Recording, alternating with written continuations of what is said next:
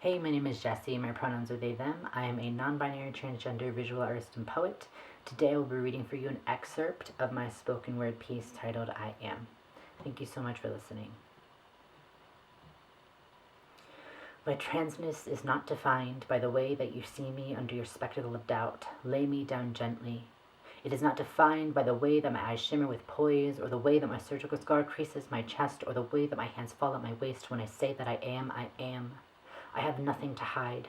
I soften among the florals, will the red bloom in springtime, like the way that my grandmother held me, like the way that I have grown when I say that I am, I am. My transness is not my body, but the vessel that carries the weight. The way my trauma has blowed up, letting it all run down the drain. The way that it has soiled wrinkles across my forehead and the scars on my thighs have carved their place. The way I tried to put the fire out all of those years. My transness is inherently here and flows through me like salt water, although my bones may rattle beneath the echo when I say that I am, I am, I am, I am.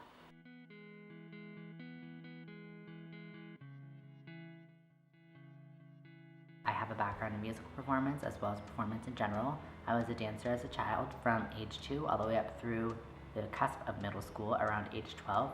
In middle school, I picked up performance choir, and I did that from grade 6 all the way through grade 8. In high school, I performed my original songs as well as cover songs at open mic nights. In college, I attended art school, and I did spoken word performance, and I would also perform outside of an academic setting at open mic nights for my music and poetry. In 8th grade, I picked up the acoustic guitar. At the same time, I began writing my own songs, both melodically and lyrically. And that's really where I found that I had a beautiful passion and a ability to express myself through written word and song. Simultaneously, my 8th grade language arts class was diving into Robert Frost's The Road Not Taken, and that work really resonated with me. It's still one of my favorite pieces to this date, so I began writing poetry around that same time. Sometimes I am not thinking at all about euphonic qualities throughout my writing, but other times I certainly do, and I enjoy circling back on certain phrases that are similar to reverb or echo in music. In my piece, I Am, I specifically would say that there are certain euphonic qualities enveloped into that piece, nod to percussion, certain beats per minute, the way that I relay certain phrases or words, which are similar to elements of staccato, and just also the way that I'm vocally projecting.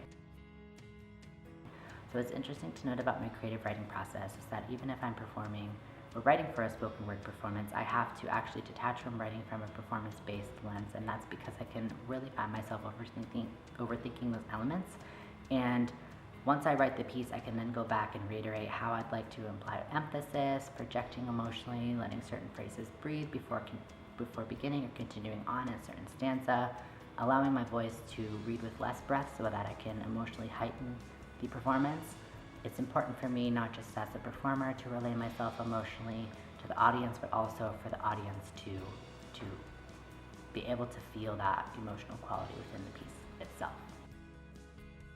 I definitely think the intention of performance can create musicality through multiple working modes.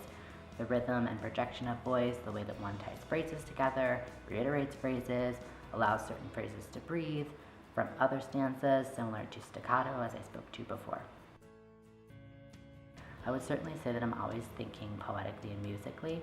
I do think that music subconsciously really informs a good majority of my creative process as a whole. I also find that I listen to instrumentals that could spark the desire to write. As a visual artist and writer and musician, I certainly think that I'm always thinking about telling a story poetically. Poetically, I'm always thinking about relaying a story musically, and visually it's kind of like the stanzas are the visual and acoustic melody, and the words are like the complemented lyrical elements and the harmony. So I also think that there are times where I'm not thinking about euphonic qualities, and that kind of thing just naturally envelopes itself into my creative writing process. But I'm certainly inspired by musicians and songwriters, a plentiful amount. James Taylor was an inspiration from a very young age. There are definitely poetic qualities to his storytelling, to his instrumentals, his harmonics. He's an incredible fingerstyle guitarist. I'm also inspired by lyricists and musicians like Nina Simone, Tracy Chapman, Adele, John Mayer, Hozier, Melissa Etheridge. I do think that the way that I know pink roses bloom the way that I do when I say that I am, there's a beautiful innuendo there where I'm not really giving it away. There's room for interpretation and introspection and reflection, but I'm also really thinking about affirming and emphasizing my voice and my identity from those places, which I think is really beautiful and also equally important part of my process. For some reason, art has always been that medium and that mode of working for me that allows me to express myself just fruitfully and truthfully in my authenticity and my vulnerability and who I am.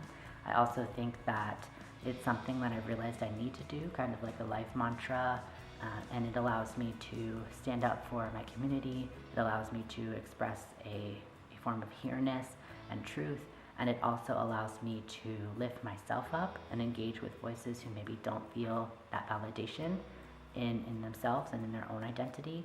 And I really like to work from a place that allows me as an artist to allow others to feel that they're not alone.